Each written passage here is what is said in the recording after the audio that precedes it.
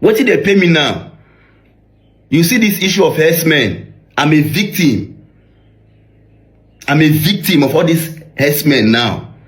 Alright, so I am live in Yelewata in Benue State, where the attack took place yesterday that claimed the lives of over 200 persons, the herdsmen attack. Now, what my eyes have seen, my mouth cannot speak unless you people see it by yourself. Government, on a bank. Oh yeah,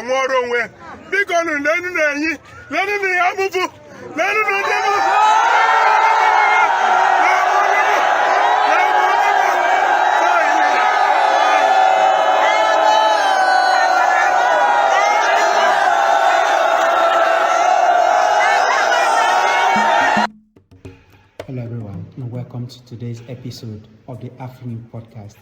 We are here to explore different aspects of nuclear science and technology and how it can transform lives in Africa.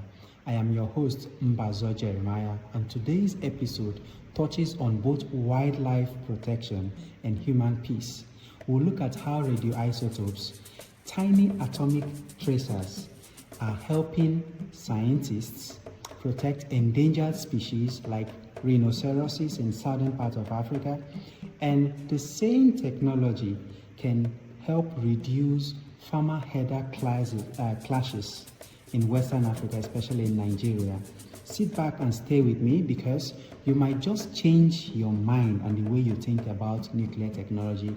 Welcome to today's episode, themed Atoms for Peace, how nuclear science can tame farmer-herder conflicts in Africa. We developed the use of radioisotopes to devalue rhino horn. So you're using radioactive material, small quantities of it, inserted into the horn of a rhino, which is like then putting a massive bright light into the horn that no one can turn off. It stays there, and as it goes across borders, the detectors are in place that can pick it up. And it's then, because, as we said earlier, those detectors are being installed for other reasons, but just as capable of picking up the rhino horn as they are smuggled nuclear material. Whilst dehorning needs to be done every 18 to 24 months, this only needs to be done every 5 years. And also because the procedure is so quick and simple, firstly, the animal is under less stress and duress. Secondly, it actually costs much less in terms of veterinary costs and drugs. Okay. Let's go. What are radioisotopes, or what are isotopes to begin with? These are very, very important aspects or chemical elements that we must consider, as it's what aids us to deal with this farmer-herder crisis and also to tackle rhinoceros poaching in southern Africa. Isotopes are different versions of the same element, like oxygen and hydrogen. I give an example. I have the Kericho Gold tea from Kenya here. It's a tea, black tea. And then here also, I have a rooibos tea that originates mostly from southern Africa, okay? So they are both teas, different types of tea. So the bottom line is that they are tea, but different types. So consider isotopes as different versions of the same element. In this case, tea, but from different countries, okay? So they can vary from maybe the origins or the kind of leaves that is used to make them. So already they are varied from their sources, the country of origin, in this case Kenya and South Africa. So you can call them isotopic teas from Kenya and South Africa. Just kidding. Anyway, so just to let you know that elements exist in different forms, and these are called isotopes. So isotopes some are stable, some are unstable, and scientists use them as tracers to track how water, nutrients, and even animals like rhinoceros, cattle, and other maybe rams and other herd animals, how they move through our environment. Think of isotopes like a natural GPS, okay? They are invisible. You have GPS in your phones and your devices. You can see them, but they are very powerful and they guide our movement. The oxygen isotope in rainfall, for example, vary. So you can tell when this when you collect rainfall from maybe a place like Kenya, it looks different from the one that is collected maybe from Tanzania. So you can trace and track the origin of a particular natural resource or product and differentiate them from their origins, okay, because of the types of isotope that exist in those products or elements, okay? So when animals, for example, like the rhinoceros or the cattle, when they drink water and eat plants that are grown from these different isotopes, there are signatures that become part of the bodies of those animals. So if somebody who has been living in a place, say like Malaysia, okay, so because he has been eating the food of Malaysia maybe for like 5 years, you can trace that this person has lived in Malaysia because of the tracers or isotope that can be used to track maybe the minerals and other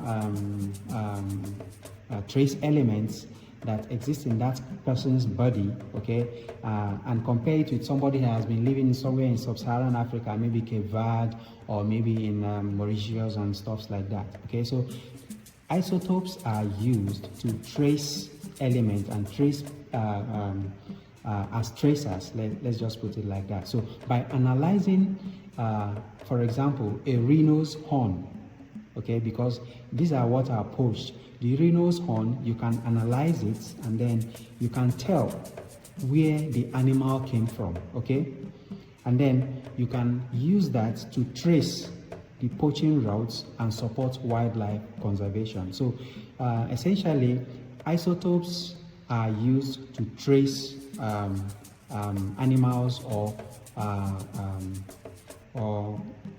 substances, or even humans as well. You can use it to trace humans, okay? So and because some amount of those protein get deposited in the horn, they inherit the properties of those of the environment where they live, and isotopes can be used to trace it. So in South Africa, researchers, I'll post the details of the research link in the description box. So they are using stable isotopes analysis to trace where poached rhinos come from, okay? So this helps the authorities like the rangers to pinpoint hotspots and target conservation efforts, okay, more effectively. So they are able to tell, okay, this rhinos, this poached horn of rhino comes from this place. So you can now move resources to that place to guard those rhinos and trace the tracks that the poachers use, okay? And so by this doing, we can serve justice and peace for wildlife. But what if we could use the same technology in the same way we have been able to trace the poaching of rhinos in Southern Africa? We can use the same nuclear science of radioisotopes. In this case, they called it Rhinosotope because they used isotope to trace or track rhinos or to forestall poaching of rhinos. So they call that Rhinosotope. So in the same vein, we can use this same peaceful science, this nuclear science, to bring peace to humans, because the harder farmer conflict has brought about bloodshed. If you watch the video before the start of this narration, you will see people who are narrating and the experiences of people who are suffering from the farmer header crisis. Okay, so it has happened in different parts of Nigeria for several years before now. And if you listen very attentively, you find someone saying that we need to apply science. And the science we are talking about here is isotope hydrology. From wildlife to water, Africa, West Africa, Nigeria, we can be rescued and we can bring an end, or a very minimal to the very infinitesimally reduction, we can reduce the farmer header crisis that we have been experiencing in Nigeria. across West Africa, this conflict has existed for years, and it's about time that we use science to bring solution to it. Okay, so we have access to how we can do this, and how can we do it? Isotope hydrology. Like I told you before, there are different isotopes of different elements. We can use this isotope, okay, to study the age and origin of groundwater. If you look very attentive, if you study very attentively, the reason why the headers move from different parts of Africa is because of the search for greener pastures. Okay, so what makes the pastures green is because of water.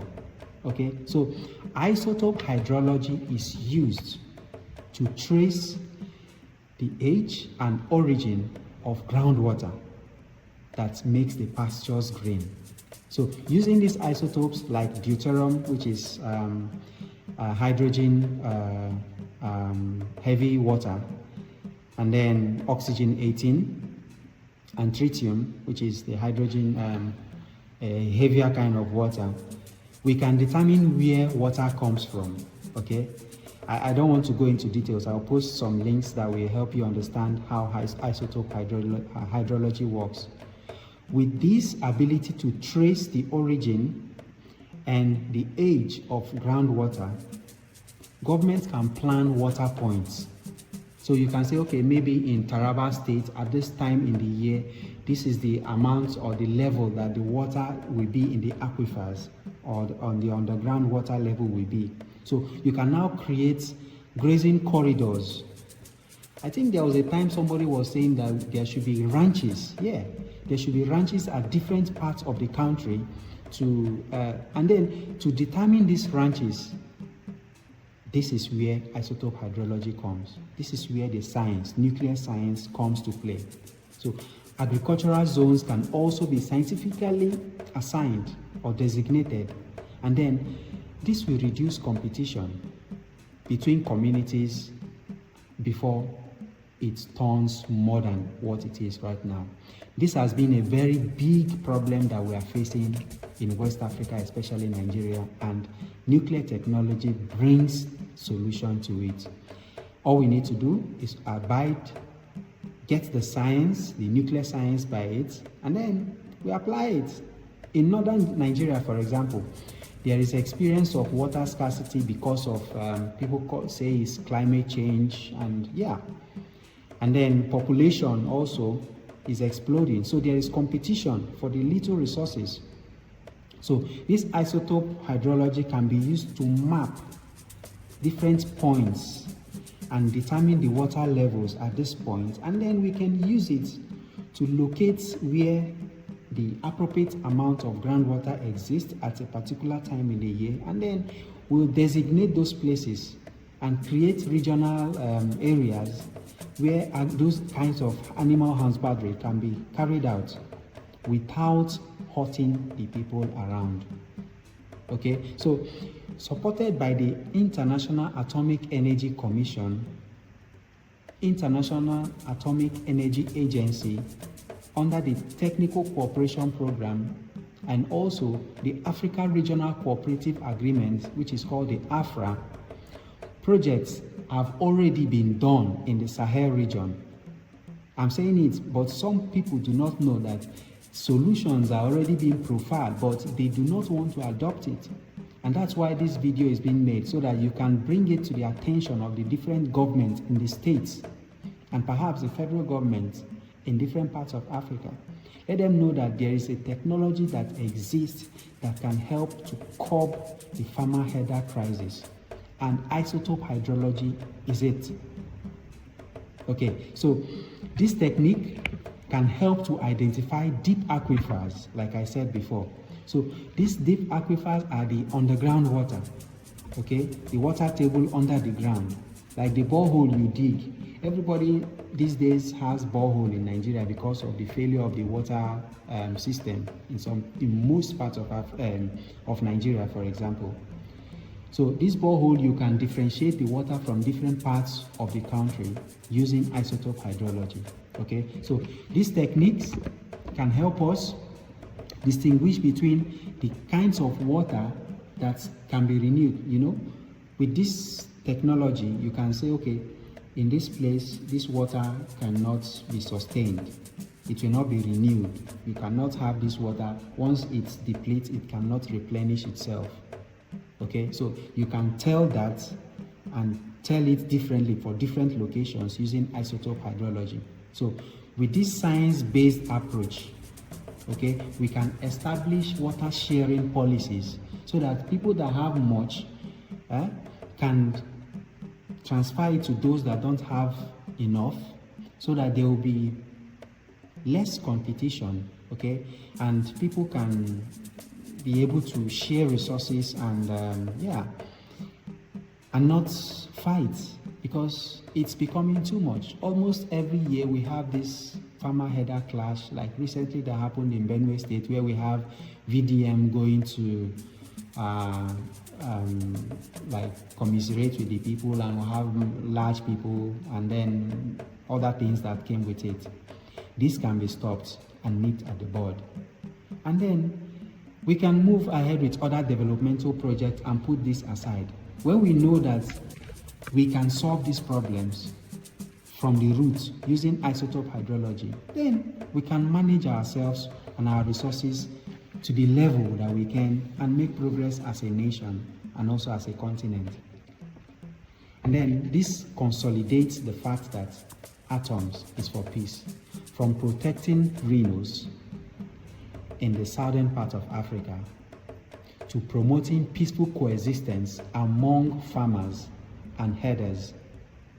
Isotopes, once again, different tea from different parts of Africa, okay?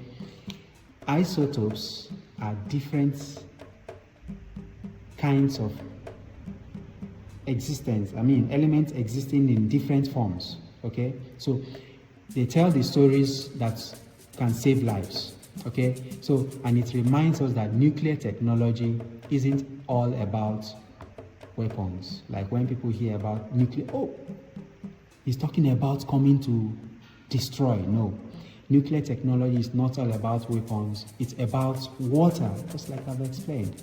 It's about food, the green pastures.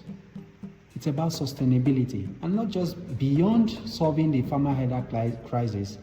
We can be able to have all year round farming using isotope hydrology, because we can trace where there is enough water in the aquifers, and then we strategize, do strategic farming in these places, and with also improved crop seed, get more yields as well. So we have this technology in the hands of Africans under the International Atomic Energy Technical Cooperation Program, and also the African AFRA project. We can be able to solve this challenge, and that's what Atoms for Peace truly means. I hope you've learned something in today's episode of the AfriNuke podcast. If you think that the farmer header crisis is enough, and you are looking for a solution that can bring it to an end, share this video to someone in your constituency. Share this video to a politician, maybe your local government chairman or your councillor or your House of Rep member or your national or your parliament member. People have been able to solve this challenge in advanced countries. Why should we haggle ourselves down in Africa when we can bring solution with science in a very simple way? So, thank you very much for listening. And for more details, I'll be dropping the links. Check the website of the International Atomic Energy Agency, and also the website of Nigeria Atomic Energy Commission, the website of NEXA, the website of NUPEA. You will get details about different aspects of nuclear technology and other African countries that have nuclear agencies. You will get a lot of details of beneficial aspects of nuclear technology, of course. Africa has nothing to do with nuclear weapons because we need to develop at this moment. Until next time, my name is Mbazo Jeremiah, reminding you that the atom, though very diminutive, but when guided by wisdom and technical science, tacit knowledge of it, is a tool for life and not destruction. See you in the next one.